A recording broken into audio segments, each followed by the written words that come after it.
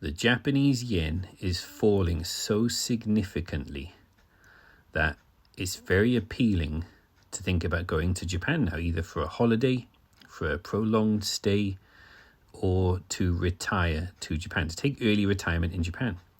Why this is so appealing is because you can get a free house like this one you're seeing on the screen for free. That sounds too good to be true. This one's got something very special, as you see here. This is a natural onsen. The house has been built into that rock. That rock is natural formation.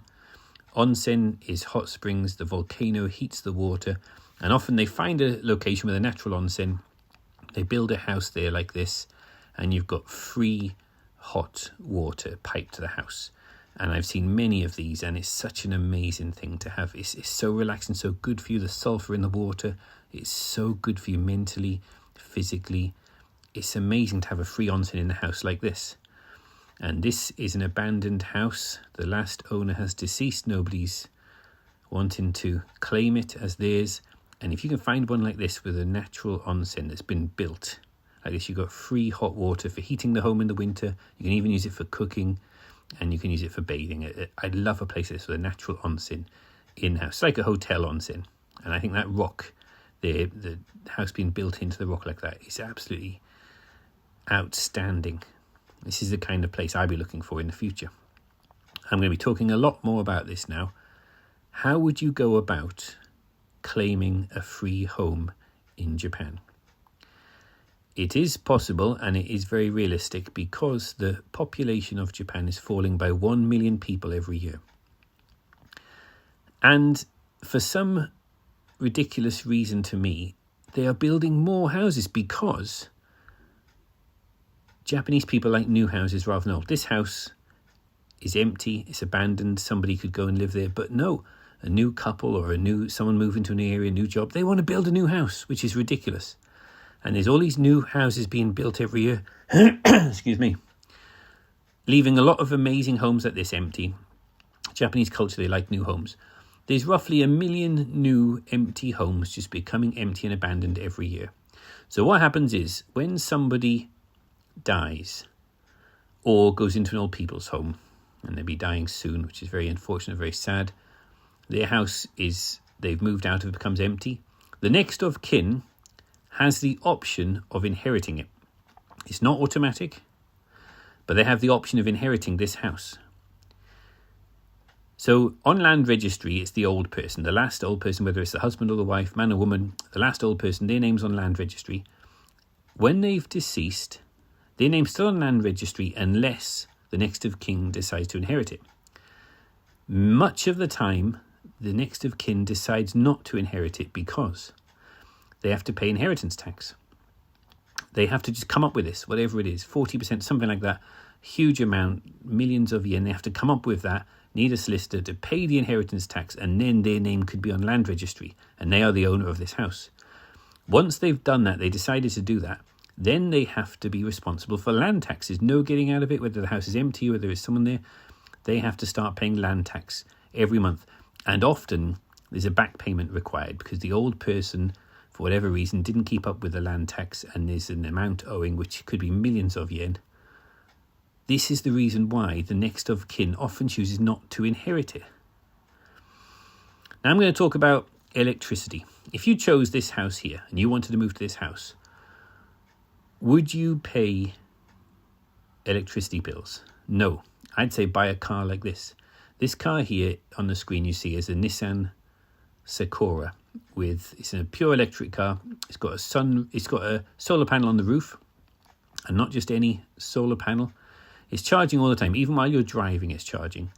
But when you are not driving and you park it somewhere, you press a button and the solar panel extends over the windscreen like this.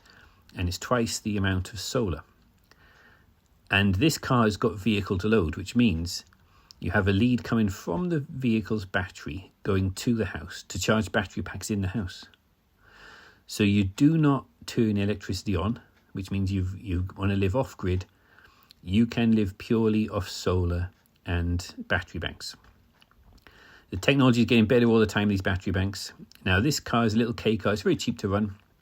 If you're using a lot of electricity, more than the solar is providing you, you can drive this somewhere to charge it up, and then you drive back to your home and you can plug it into your house again. You're running your home from the car. But in Japan, there's good solar, there's good sun, much better weather all year round. Even now, in the winter, it's February, there's good sun, blue skies, you get more power from solar.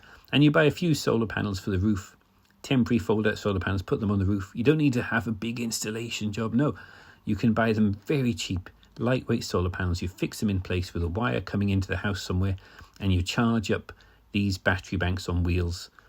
I say I have 3 or 4 of them, one for the kitchen, one for the living room, one for the bedroom, and have a few extra, and you can live off grid. You don't have any ongoing electricity bills. This house has got onsen, so you've got heating, free heating from the mountain, volcano water, free hot water, and the radiators, it will heat the whole house. You do also have gas bottles as well, which can be refilled. All Japanese houses have these gas bottles for extra, for cooking, heating, washing, if you want hot water. And they're quite cheap, but you're living off-grid, you've got no bills. So say you do choose a house like this, and I can help you. I do IKEA tours. IKEA is the Japanese word for abandoned home. I will show you a load of Japanese IKEA. You choose one you like, and we'll do the land registry checks. And if the name of the person on land registry has deceased, and it's been about a year, none of the family or next of kin have decided to inherit it. That means nobody owns it. You could say the government owns it, the city owns it, but really the last owner has deceased. It has been abandoned. It is IKEA. It is not owned by anyone. Now, the family might still think in their mind that they own it, and they might think it's still theirs, but it is not. If you have chosen not to inherit it, then it is not yours. It is abandoned. You can move in. There's a law in Japan that if you've lived there for 10 years, or it might be up to 20 in some special circumstances, as a squatter, then you can claim it as your own. This is a fact that this law is there in Japan.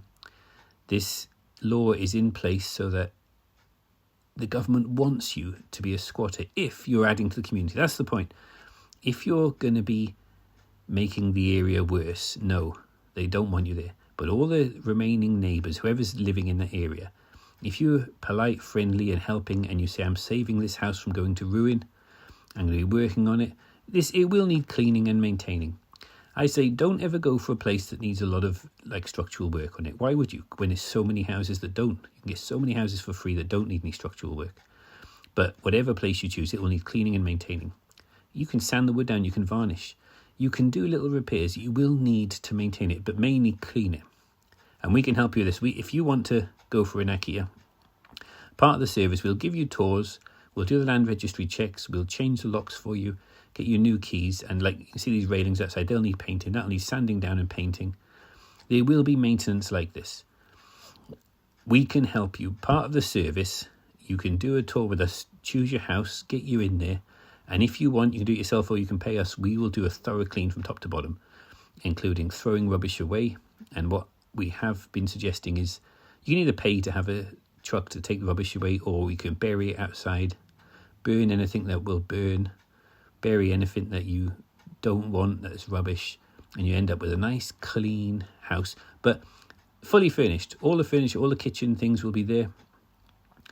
The area that we are planning to do this is called Atami. You see the gas bottles there, they can be refilled. And it's 45 minutes on a fast train from Tokyo. It's a beautiful seaside resort with mountains. It's got everything. It's got a beautiful beach resort, seafood restaurants, nice town, onsen. It's got a mountain, which I love, and it's got the city. Very close. Tokyo is one of the biggest mega cities in the world. It's only 45 minutes away on a fast train. Atami is the place we're building a community